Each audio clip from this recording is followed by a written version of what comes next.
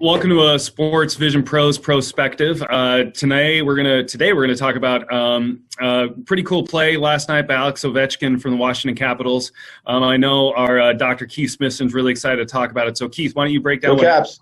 Listen, this is one of those fantastic examples of what eye-hand coordination really means and what it looks like in action. So you have one of the elite athletes in the world making a play to win a game with a minute left in the third period, which just is absolutely incredible. If you watch it, you look at someone doing something incredible, and what were the skills necessary to make that happen, I think is the cool part of it. Long story short, we're going to show the video, but basically what we had was a player coming in on a breakaway, shoots the ball off the post.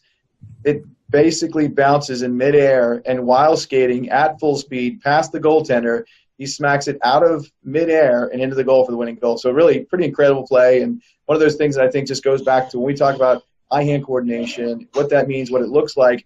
Can it be tested? Can it be enhanced? Just kind of a cool example of the things that we talk about day to day. So do you want to talk about the visual qualities in that play there?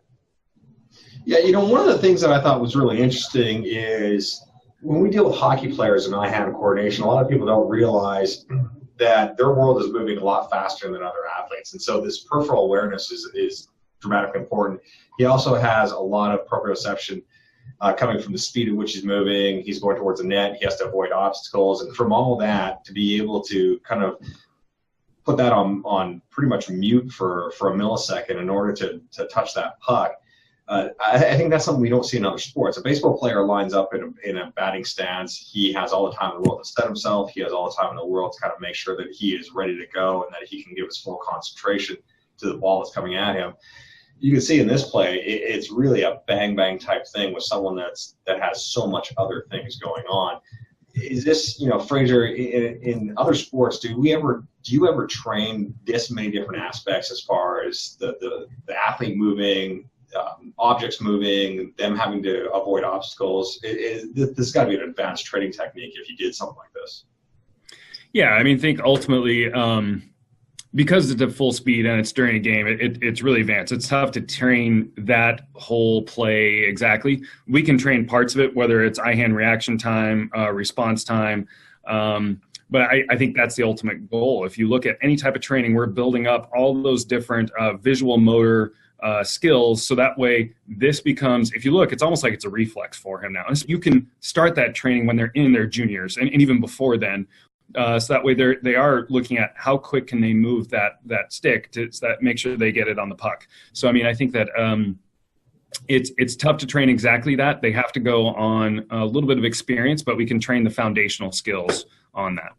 Yeah, I think that's a great point too. From a training standpoint, a lot of us don't have a hockey rink and actually, can put them into a live motion aspect here, but we're training visual skill sets. So teaching them, how to, do things at a quicker speed, at a quicker rate, and making things very difficult in a training environment hopefully translates to making their real world, when in this case is playing hockey, but could be as easily kicking a soccer ball or hitting a baseball, easier, simply because, we made it more difficult in our training environment, which I think is quite relevant with strength and conditioning training. A lot of our athletic training colleagues is trying to put them into dynamic movement studies and movement work so that real world environment, helps them to stay safe from athletic injuries. So the same kind of thing from a visual performance standpoint.